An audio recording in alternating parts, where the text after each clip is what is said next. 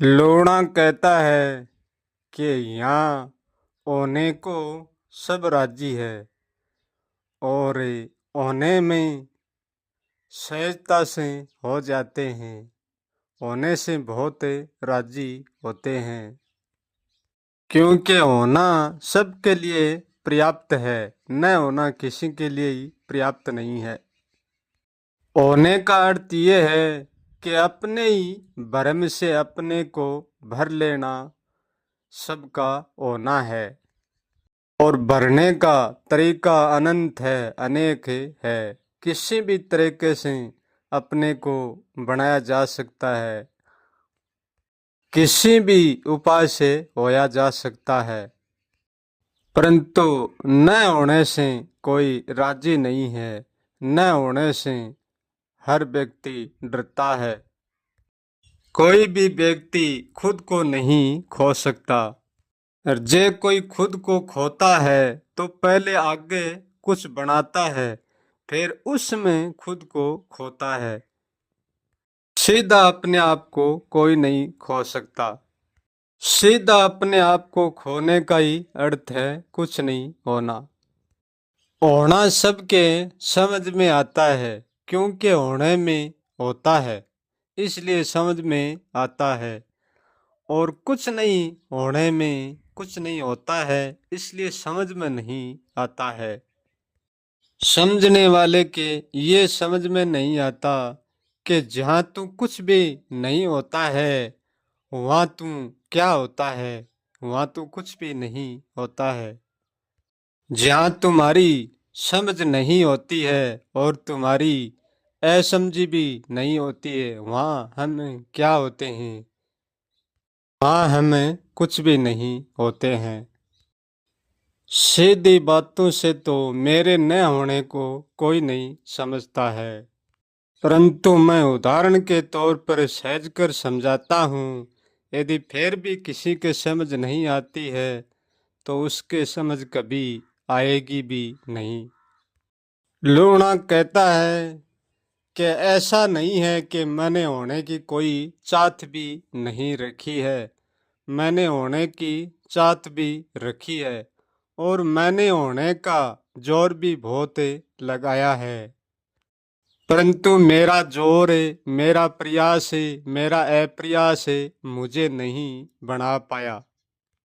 अब मैं एक उदाहरण से बात करता हूँ कि मैं कुछ क्यों नहीं हूँ। जो ये धरती काश के बीच में जो खाली दिखता है, उस खाली के बीच में भी एक खाली का स्थान है। अकेले खाली को कोई खाली नहीं कहता, सब यही दोहराते हैं कि ये खाली स्थान है, क्योंकि खाली में कुछ नहीं किया जाता। ये खाली के साथ स्थान है, सब कुछ इस स्थान के कारण ही किया जाता है। खाली में स्थान है, इसलिए पंछी उड़ान भर सकते हैं। यदि खाली में स्थान नहीं होता तो पंछी कभी भी उड़ान नहीं भर सकते। जैसे हम धरती के भीतर कोई उड़ान नहीं भर सकते, ऐसे ही इस खाली में कोई उड़ान नहीं भर सकते। स्थान के कारण हम इस खाली में जीवन जीते हैं। खाली का अर्थ है उसमें कुछ होता नहीं है, और कुछ नहीं होता वहाँ कोई जीवन नहीं होता है। जीवन वहाँ ही होता है जहाँ स्थान होता है। जब खाली स्थान को ही हम खाली से अलग कर देंगे तो फिर क्या बचेगा। खाली अलग हो जाएगा अपने आप में, और स्थान अपने आप में अलग हो जाएगा। उन दोनों के बीच में कुछ भी नहीं बचता है। अब यहाँ प्रश्न ये उठता है कि हम दो को अलग अलग करेंगे तो बीच में दूरी बच जाती है, परंतु दूरी जब बचती है, हम कोई दो चीजों को अलग अलग करेंगे तब दूरी बचती है, क्योंकि जो खाली है वो अपने आप में कुछ भी नहीं है। अब प्रश्न ये उठता है कि जो खाली है वो कुछ भी नहीं है, तो फिर जो खाली में स्थान है हम उसको कहाँ दूर करेंगे। सत्य ये है कि खाली भी कभी भी अपनी ओर से खाली नहीं होता है।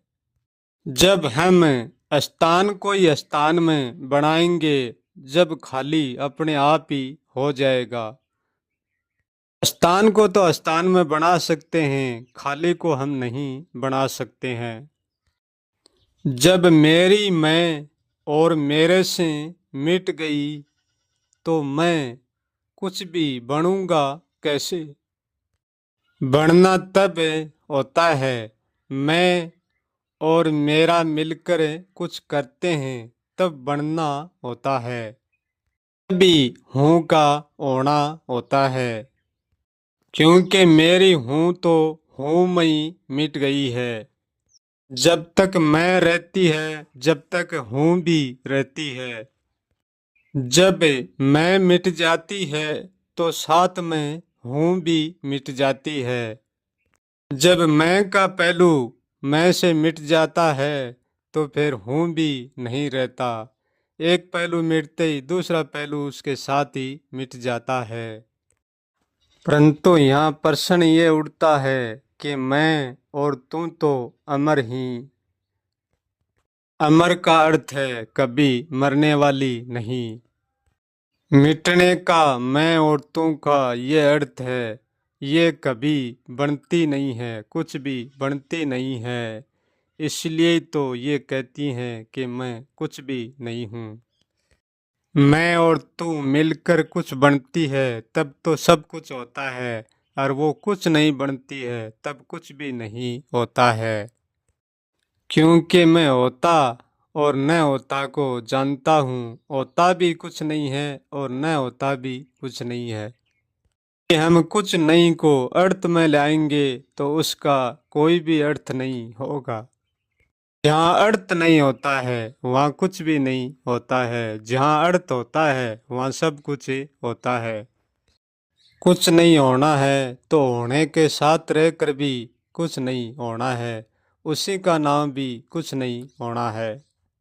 कि मैं कभी भी कुछ नहीं होता हूँ, कि मेरा होना ना होना जानने में नहीं है, सदा ही अजाना ही रह जाता है। अजानने का कोई अर्थ नहीं होगा।